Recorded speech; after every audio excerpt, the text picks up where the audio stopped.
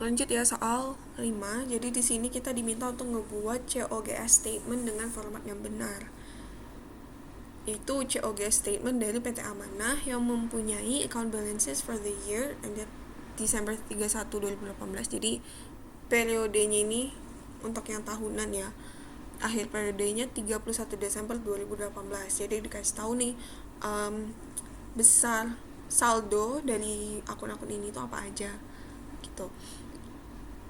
Lalu dikasih tahu juga saldo untuk inventory-nya, untuk beginning dan ending-nya, sama ada COGAS dan COGS dikasih tahu juga. Nah, kita kan mau ngebuat COGS statement, berarti kita buatnya tuh ya sesuai formatnya kan.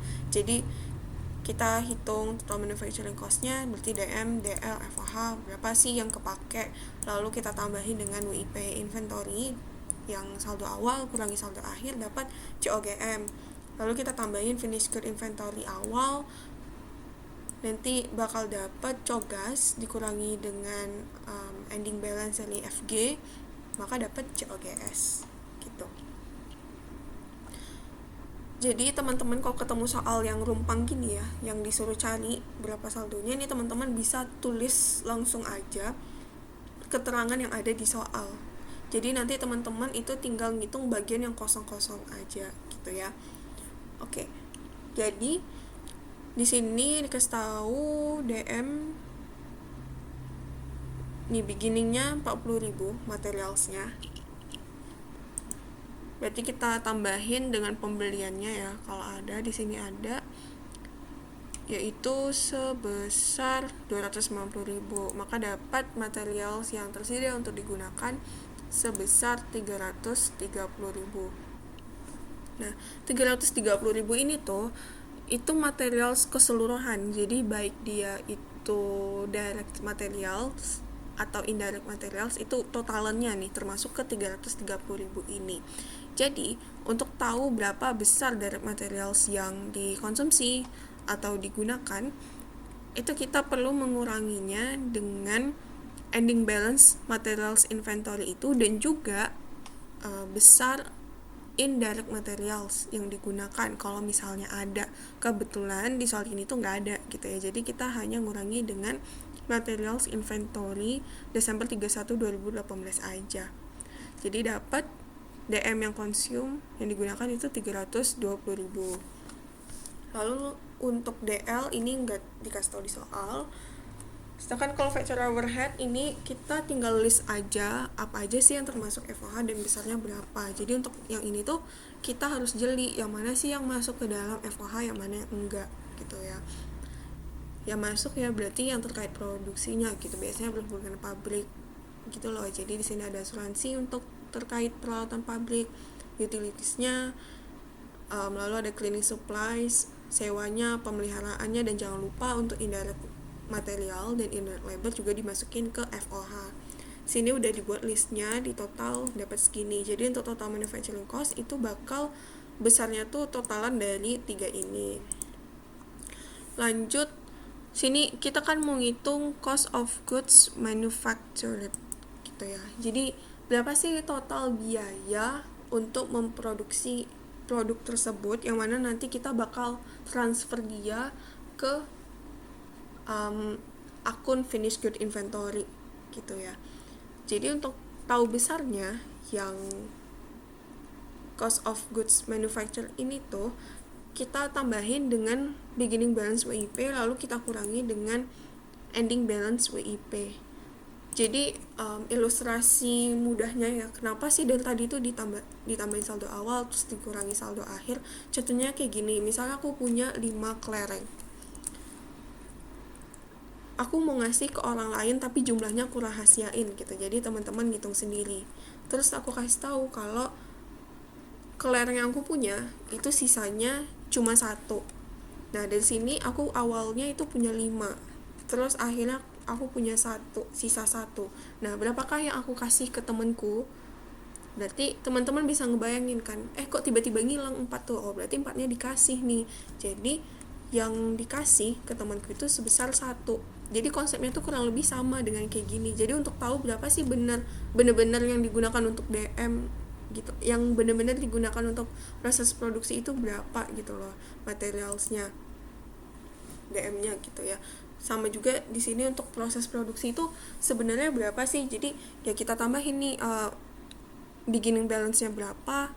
Misalnya di sini 5, terus dikasih tahu endingnya tuh ternyata segini 1. Oh, berarti biaya terkait itu sebesar 4. Jadi selisih ini dan ini. Kayak gitu ya. Semoga teman-teman agak nyangkut sedikit nih konsepnya. Gitu. Sini saldonya dikasih tahu ya, ini 42.000, endingnya 35.000. Nanti kalau kita total, jadi total manufacturing cost, total ini, terus nanti dapat hasilnya, kita kurangi dengan ini, nanti bakal dapat COGM-nya. Nah, COGM ini berarti itu kan biaya untuk memproduksi produk tersebut ya. Nah, sekarang di COGS itu tuh kita menghitung berapa sih biaya dari produk yang sudah terjual. Jadi kan produk tuh udah jadi ada produknya itu yang dia itu langsung kejual, ada juga yang masih belum tuh, masih di gudang misalnya. Nah, jadi sekarang kita menghitung berapa biaya untuk produk yang tersedia untuk dijual. Berarti dari biaya untuk memproduksi tadi ya, cost of goods manufacture tadi itu ditambah dengan finished good inventory awal. Jadi kan yang barang belum kejual itu berapa, ditambahin biaya untuk produk yang tahun itu berapa biayanya, kan itu dapat tuh total dari biaya produk-produk yang siap untuk dijual, jadi COGAS ini. Lalu dikurangi dengan ending balance-nya untuk tahu berapa sih biaya dari produk yang akhirnya kejual, kayak gitu. Nah, di sini baru deh kita mulai hitung-hitung bagian rumpang dari soal ini ya. Jadi kita mulainya dari akhir. Kenapa? Karena di soal itu dikasih tahu datanya yang dari akhir banget gitu, dari COGS. Nah, di sini COGAS dikurangi FG akhir sama dengan COGS. Jadi kalau rumus matematikanya itu 740.000 dikurang X itu sama dengan 660.000. Nah, berapakah X? Berarti X-nya itu kan ini ya, berarti 740 dikurangi 660.